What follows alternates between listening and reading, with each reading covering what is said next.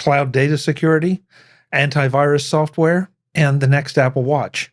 This is MacVoices. Today's MacVoices is supported by MacVoices After Dark. Uncensored, off-topic, and always off the wall. MacVoices After Dark is available as a benefit to our Patreon subscribers. Sign up at patreon.com/MacVoices. Welcome to MacVoices. This is the talk of the Apple community, and I'm Chuck Joyner. The MacVoices Live panel wraps up its discussion of the security of cloud-stored data and whether you need to be concerned. Then we talk about some of our favorite antivirus software and wrap up with a discussion of Apple's Far Out event from the Apple Watch perspective. Let's go back and let the panel do the talking. And let's be fair. I'm not a big fan of the Redmond company by any means, but right. They have the same problems that Slack does, that Discord does, that any one of the business to business services out there. Right. You can find pretty much anybody to do just about anything you want for your company. At this point, it's just a matter of what's it going to cost and does it meet your needs. But They all usually involve having some of your information go somewhere sitting on somebody else's servers. And so, this is because I know I'll get an email saying, why are we talking about some of this stuff on MacVoices when it's really not, an Apple Mac kind of thing? Well, yeah, it is. Because I use Dropbox and I like Dropbox. I use iCloud, and I did want to go back and comment on something Eric said because he was talking about the photos. I've become increasingly addicted to using as some of Apple's programs like Numbers, like Pages, but also the third-party services that support iCloud, because that way my files are always synced up to date on everything. So I have a couple iPads, a couple laptops, and a desktop, and everything syncs across iCloud, so that when I go to open those files, it's not even like it's in Dropbox. It's right there, within the iCloud folder, if you will, for that app. Might not be the way we've managed things in the past, and honestly, it took me a while to kind of get comfortable with that idea. But the more I work with it, the more it's like, this may be a better way to go. The only thing it isn't real good for is saying, okay, I have a project, I have a folder for a project, and everything involved in that project goes in that folder. That presents a little bit of an issue, but not insurmountable by any means. Mm-hmm. So I don't know if, again, it's interesting sets of discussions here. Webb, I did want to ask and I don't want you to reveal anything you shouldn't, but you said it, you were talking about Office 365. Do you feel like you're moving toward the cloud, or are you just utilizing the cloud at this point for different things than maybe you have in the past? More and more so going to the cloud, but I wouldn't say it's predominant in my world. But here again, it goes back to this personally identifiable information that we have. We've got checking accounts, social security numbers, and all this other kind of stuff. So we really want to keep that buttoned down as much as we can. So we keep that local. Okay. And like I said, even though we keep it local, we still get constantly banged on all the time. And have our cybersecurity engineers. In my corporate world, we have different committees, board level committees. We got a compensation committee, an executive committee, and now the new one, it's a cybersecurity committee, which is an offshoot of audit, which is all external outside board members. And we have to give constant reports to the board of directors as to what our cybersecurity stance is and how many times we've been hit on, pinged on. So I'm not saying that we not going to the cloud, but it's slow. It's not the predominant use that we have. That may be smart, because that way you can feel your way along, figure out where the problems are. And I'm kind of delighted to hear that. It sounds like the technology for you all is technology and security is a C-suite issue, because I think there are too many Oh, yeah. companies that still, you and I would say, oh yeah, and everybody here on this panel would say, oh yeah, because we're technologists of one stripe or another. But there are too many companies that just don't see it that way, that, that they just want to hire somebody and say, yeah, this is what we needed to do. Now you figure out how to do it. Make it work. And I like to tell people that let's go downstairs, look at all the blinky lights, Then they get impressed with that, the faster they blink, the more impressed they get. So. Oh, there you go. There you go. Get a strobe. They'll have a stroke. So one other listener question came up that I think was an interesting one, and I think we've maybe touched on it occasionally, but it's always good to revisit it. What are your recommendations for antivirus software or the like? And what are you using? What do you recommend, to folks that come to you and say, I need something or I want something? And that, obviously, since we're Mac people, that's what we would be talking about, is the Mac Antivirus. Andrew, I want to start with you, because you probably keep an eye on this stuff closer than any of the rest of us, because it's what you do for a living. So I know you said just Mac. I do want to say, as far as I remember, because in the past I did use Windows. I had Windows PCs growing up. Back then, on Windows I've used Advanced, AVC, or I don't know, Panda, whatever. I don't remember. On the Mac, I did used to use Malwarebytes.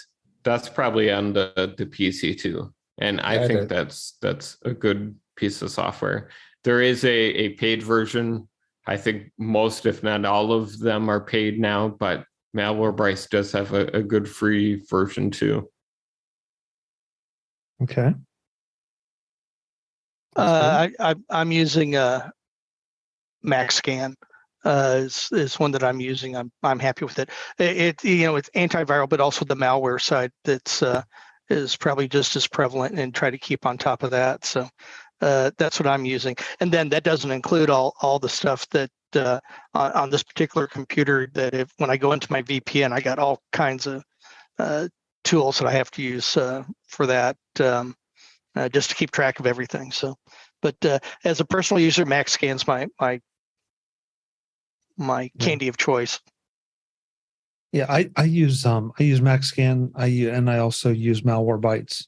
And of course, Clean My Mac is also in there. So there's nothing that says you have to use just one.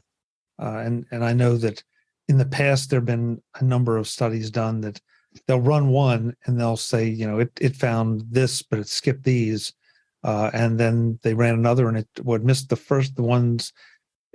It picked up some of the ones the first one did, it missed some others, and it found some new ones.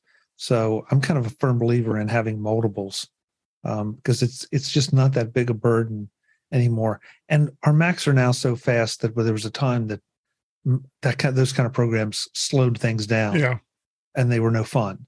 And you ended up turning them off just because they were annoying.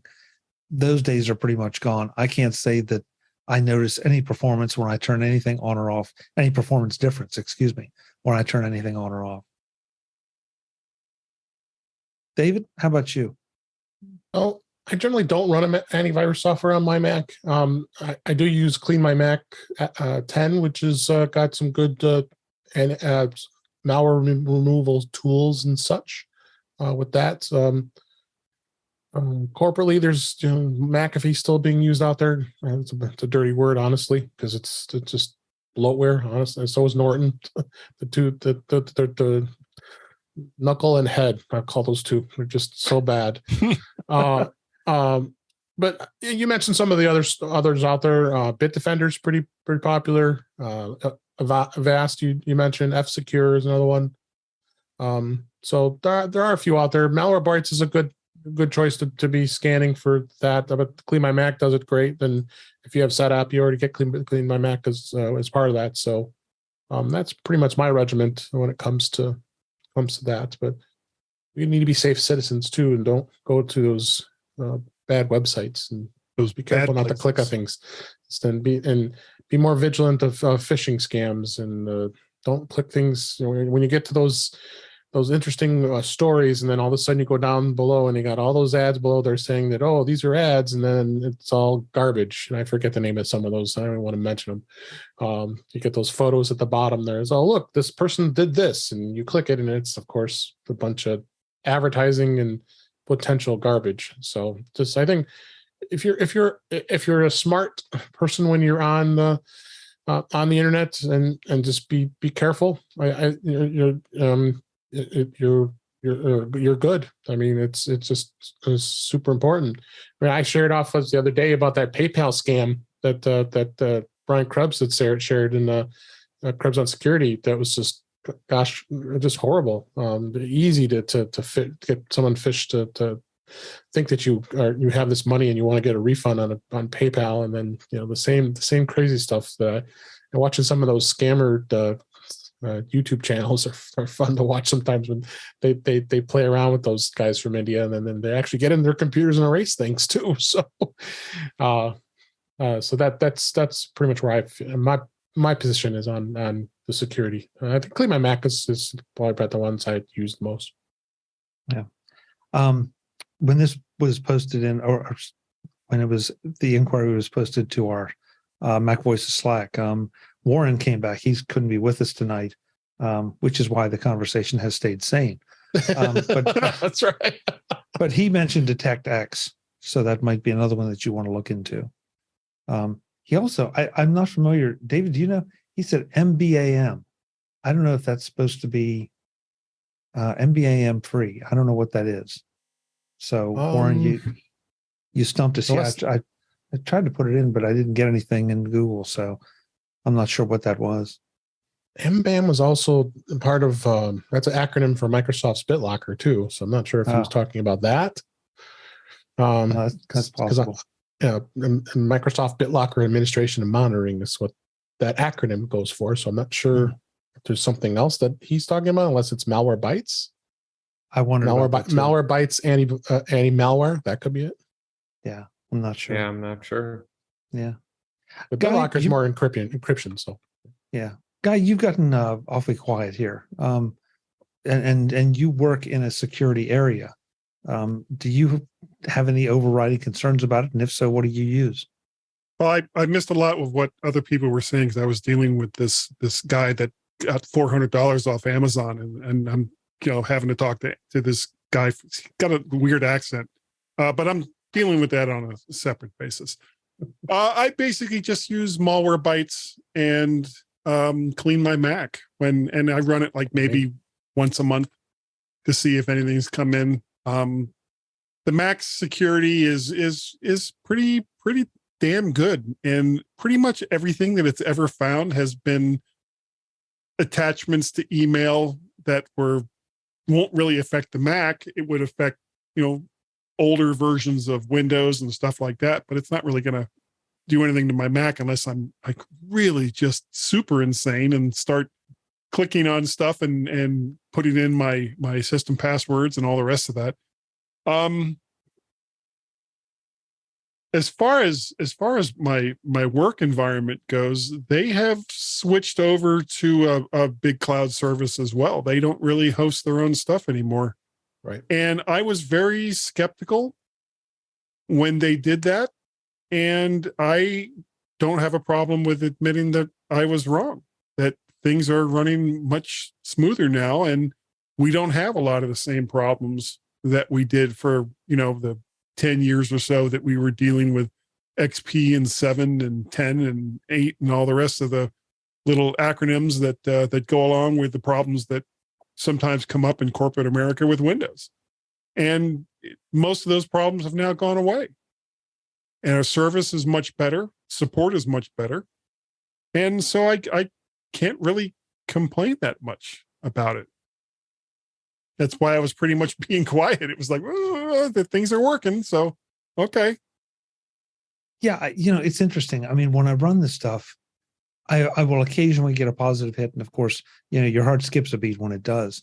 And then you look into it, and usually it's something that is embedded or came with a Microsoft file. And if you look a little farther, it's usually something that, had a macro involved. And, a lot of that stuff has been locked down by Microsoft. But, you still, if I go back into old emails or old attachments, things can still get triggered that way. And that's always a little exciting.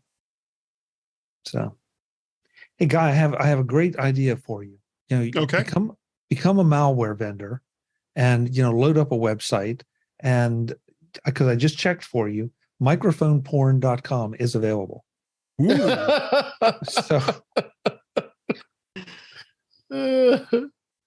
that would complement VertShark nicely.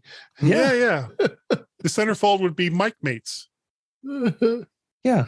And which kind of brings us full circle back to the discussion of the iPhone 14, because you're talking about how you went from the iPhone 8 to the 13, I believe it was. No, the SE. Or yeah, SE. I went to an SE. Okay, but because I didn't want to go with Face ID. So okay, I can understand that. But in those intervening years, how many microphones did you buy? Many. Yeah, many. I have probably. You lost count after 100. Well, the crazy thing, my son Guy is now getting into video. He's a content creator for a company down in Richmond, and he was talking about, they just don't seem to know what they're doing with audio and blah blah blah. It was like, okay, I can set you up. So I gave him my old it was who makes that? It starts with a B. Behringer UMC 204 HD, which is an audio interface. A couple of Sennheiser E835 microphones and stands and all that. And honestly, it was probably like $500 worth of stuff, but it was like, well, I'm not using it. So here, you just take it and have fun. Mm-hmm. So I have 3 less microphones now. So I'm out of that 150. I was going to say, so I'm going to have to start hitting Amazon pretty quickly here. So I'm going to start jonesing. It's like, I'm going to start sending them links every time I get pop-up. Microphones. Yeah. Well, all those E835s that I had were really part of the portable setup that I took the first couple times to MacStock. And I've evolved a bit since then, but of course, it's not like I can sit there and tell Guitar Center or whoever I bought those microphones for 3 years later. So it's like, I don't need these microphones anymore. Can I just get my money back for them? For some reason they just don't buy that argument. I don't think any retailer would, but that's okay. Yeah. So I've basically tried to find good homes for unused microphones. It's almost like I'm running a kennel for microphones. So, all of your microphones that don't have a home, I'll take care of them. Yeah. He's setting up a post office box right now for you to send. Yeah. P.O. box, send me your mics. Yeah. This edition of Mac Voices is supported by our Patreon subscribers and Mac Voices After Dark. Ever wonder what happens before the Mac Voices live shows? Or what happens when the show ends or after the live feed closes? That's where Mac Voices After Dark comes in. If you are a Patreon supporter at any level, you get access to the video of our off-camera conversations. Uncensored, unedited, and always off the wall. It's a small thank you to our Patreon supporters who want to peek behind the curtain. Become a Patreon subscriber at patreon.com/MacVoices. And thanks to everyone who supports the show. So let's take it full circle and bring it back to next week. What else do we expect to see or want to see from the Apple event? I mean, this is always traditionally the iPhone event, but will we see anything else significant, do you think? Apple Watch for sure, I think. Yeah, I think Series 8 is going to come out. I just, from the rumors they're saying, I don't see it being any crazy changes between the Series 7 and the Series 8. There had been some kind of scarce rumor. I'm a little worried that the next model, the watch bands might be a different size, which I guess we lasted, 7 years without a watch band size change. So I'm hoping that doesn't happen. But the Apple Watch, I don't think is going to be overly exciting. Improved health, I'm sure, and maybe blood pressure. Well, they're talking monitoring. about a Pro line on the watches too. And the Pro one now, there'll be a Pro one for advanced fitness. What could you do with a Pro Watch? What is these serious fitness people? It help you run faster and jump higher. Well, then just call them all Steve Austin and call it a day. I don't know. You just put pro at the end of something, and it's like, okay, well, that makes it better. There has to be some kind of substance there too. And if it's just improved stats, it's like, well, you could do that with any existing Apple Watch that's out there now. What?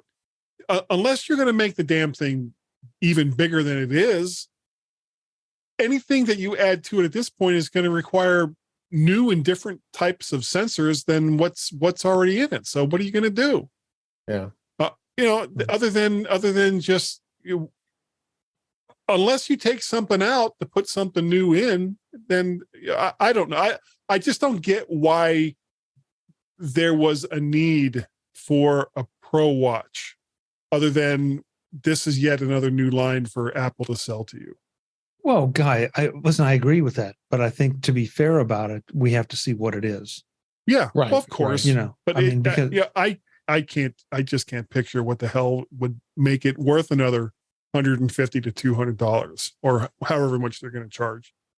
Yeah, other than the watch and the phone, the only other thing I could think of that I mean, they're going to talk about improved services. There's services is going to take a huge part of this presentation, because that's like their fastest growing segment right now. I would love to see a new Mac Mini.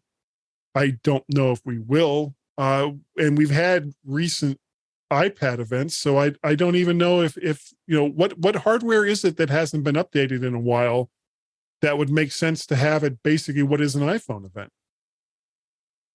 Yeah, I see another event coming between now and the end of the year, and it'll probably be a Mac event. Oh, at least one, maybe two, three. Yeah. I'm wondering what the HomePod's going to do. I don't think it's going to be next week, but I could see something evolve on the HomePod side too.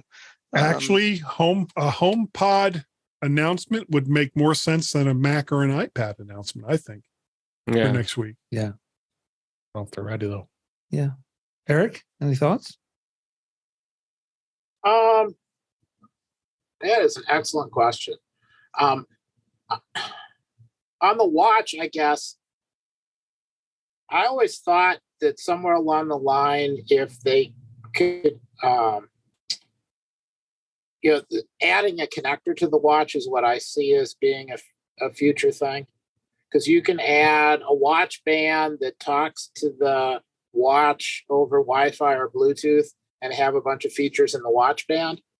But something where in connecting into the watch, it could supply additional power or additional sensors or something like that. That would be something I would wish for. I don't think we're going to see it, but that would be kind of cool. Or frankly, just having a wristband battery pack that would make sure my watch doesn't have to get recharged halfway through the day.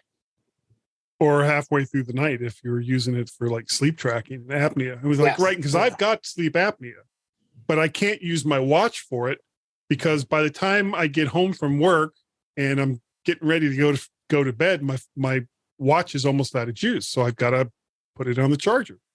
So how, give me a watch that'll last for 2 days so that I can get through a day and a night and have it do the sleep tracking stuff that they talk about. I'd get a new watch for that. Well, the faster charging watch, that's been really nice. Being able to stick it on a charger for 30 minutes while you're getting ready for bed and have enough power to at least make it to morning. That's been helpful. Yeah. Well, I was going to say, Guy, just buy a second watch, a day watch, and a night watch. That's all I got to do. Just have two watches. Yeah, sell a couple microphones. Buy a second watch. No. That's crazy talk. A little unrelated, but I have an Apple Watch and I put on the charger at night, and it's one of these Belkin things where it sits up, and sometimes it doesn't connect, and I don't realize it till the next morning. Then I get to the office and got tired of my phone being dead when I was at the office, which it wasn't every day, but once or twice every couple of weeks. So I ended up having another charger for my watch at the office as well as at home, which is just overly redundant. And I really hate that. I don't want to badmouth Belkin, but I really hate that charger that I spent $150 on. I'm disappointed in. So, yeah, but the story behind that story, Webb, that I find interesting is that you want to wear the Apple Watch that much. It's that important to you that you are willing to jump through that second hoop. So that's fodder for a whole nother discussion. And I want to make sure I give Andrew a chance to say, because there's one thing that I haven't heard anybody else say. Andrew, I'm wondering if you're going to say it. About the Apple Watch? No, if you want to, but the announcements. What else we might see next week? I mentioned the Apple Watch because that's what you guys were saying. As far as I have read and written about, it sounds like the Apple Watch, Series 8 Pro might be the one last thing. I think there might be an October event. Maybe that's where the HomePod and things like maybe a new iPad could come into play. Nobody has said Apple TV. Yeah, I mean, it's been so scarce. So a discussion about it. I mean, it's very possible. I've been talking about it. Yeah, and it might slide into a later event, because that might be better paired with any HomePod announcements.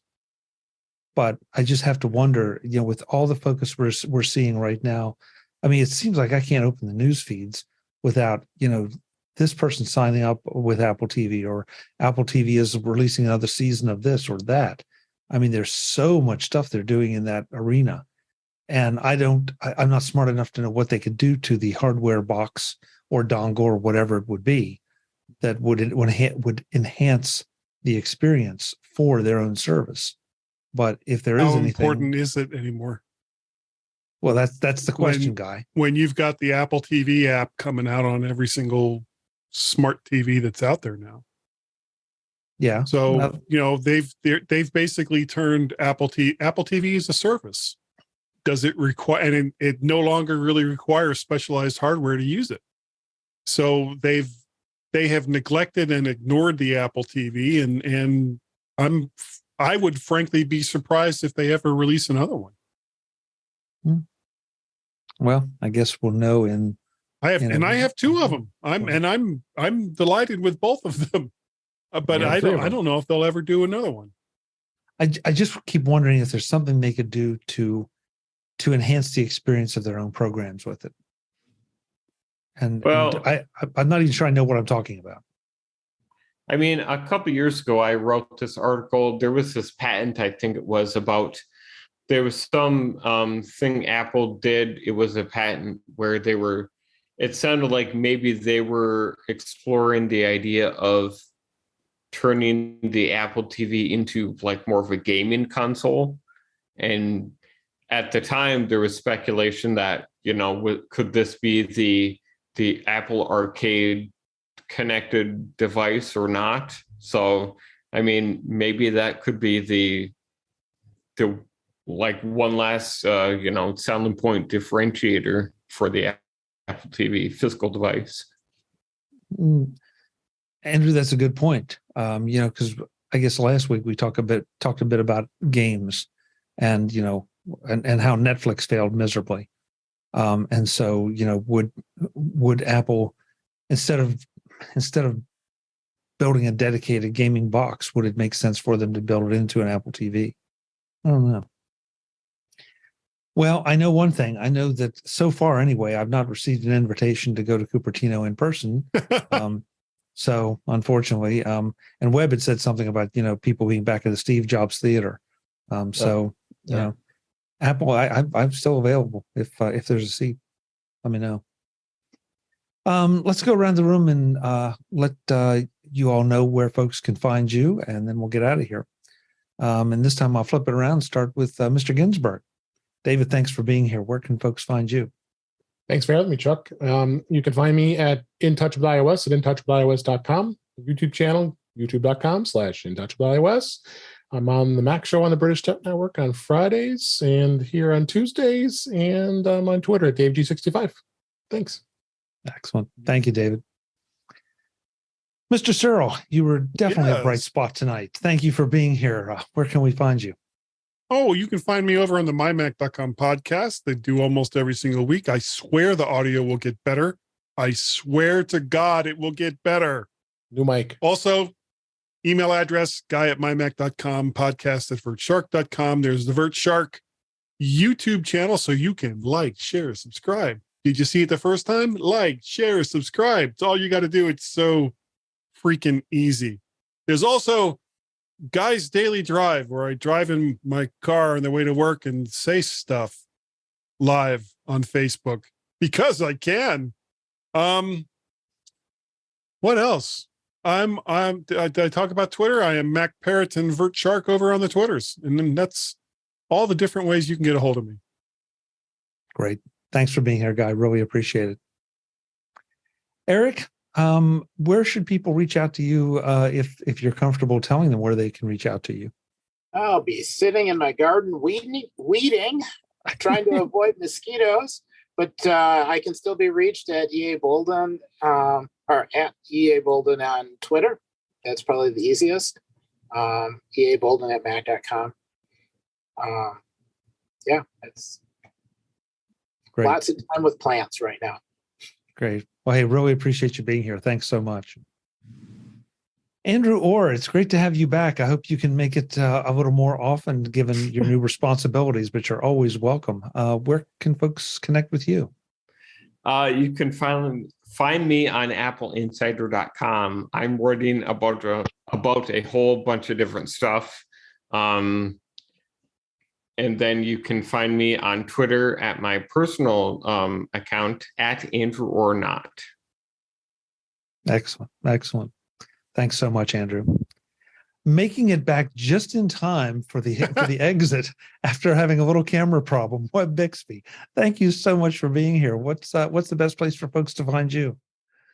The best way is, like I said, I don't do a whole lot of social media, but Web Bixby at either Twitter or Facebook, and also LinkedIn is probably a good place to find me. But there's where to track me, and don't tell That's the where all cops. the cool kids go.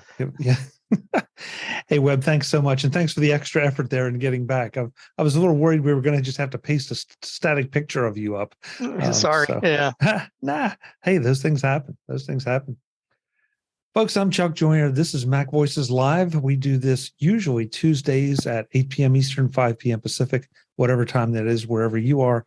But next week, what was it? Is it the 9th? Do I have that right? 7th. September 7th. We will be doing it on Wednesday night, September 7th, after the Apple event. So join us here. You've heard now what we think we might hear about and what we'd like to hear about. Now, then we'll be talking about what we actually heard about. And of course, you can find me as at Chuck Joyner on Twitter and at Chuck Joyner on Facebook as well, and Instagram, and pretty much everywhere else. So we are transitioning to Mac Voices After Dark. We'd love to have you join us. That means you need to become a Mac Voices patron at patreon.com/MacVoices. And otherwise, we will see you next Wednesday after the event. As always, thanks for watching. Visit MacVoices.com for show notes and to connect with Chuck on social media. Get involved in our Facebook group or like our Facebook page, and get more out of your Apple tech with Mac Voices Magazine, free on Flipboard and on the web. And if you find value in it all, consider supporting us through either our Patreon campaign at patreon.com/MacVoices or by making a one-time donation via the PayPal link on our front page and in the show notes of each episode. You will join these fine people who help bring you Mac Voices.